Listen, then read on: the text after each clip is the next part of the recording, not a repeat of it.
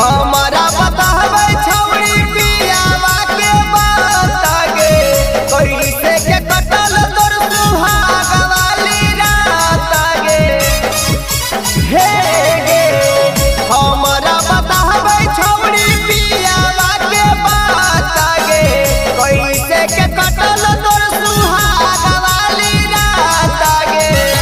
रे थोड़ा तोरा दस चल कई गाठा जोड़ रे मारे लगा के जोर रे थोड़ा तोरा दस चल कई गाठा जोड़ रे मारे लगा के जोर रे।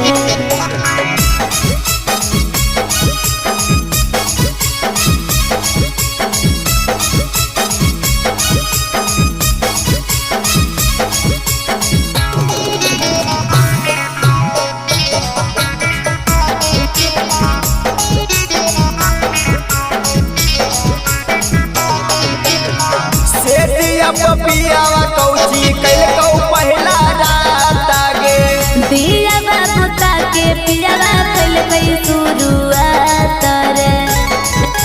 अच्छा से दिया पियावा कौची कैल कौ पहला रात गे दिया बाबूता के पियावा कैल कई शुरुआत रे। हमारा लगो हो खत्म हो तोर भातारा गे से जिया के सुख तोरा दिल कौ नैया पारा गे। हे गे हमारा लगो हो खत्म हो तोर भातारा गे से जिया के सुख तोरा दिल कौ नैया पारा गे। अरे थोड़ा तोरा दस दिल कई गोठा जोड़ रे मार लगा के जोर रे थोड़ा तोरा दस दिल कई गोठा जोड़ रे मार लगा के जोर रे।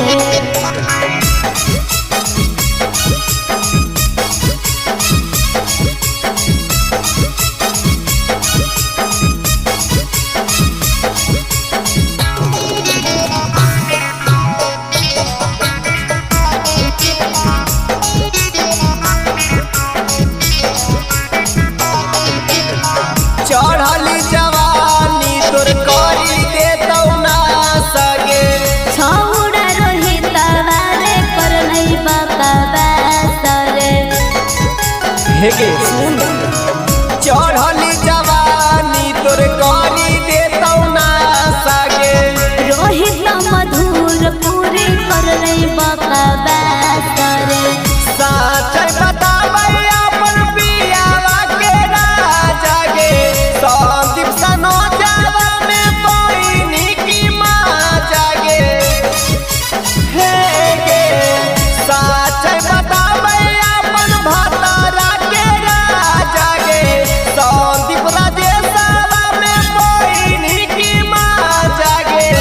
करे थोड़ा तोरा दस दिल कई गोठा जोड़ रे मार लगा के जोर रे करे थोड़ा तोरा दस दिल कई गोठा जोड़ रे मार लगा के जोर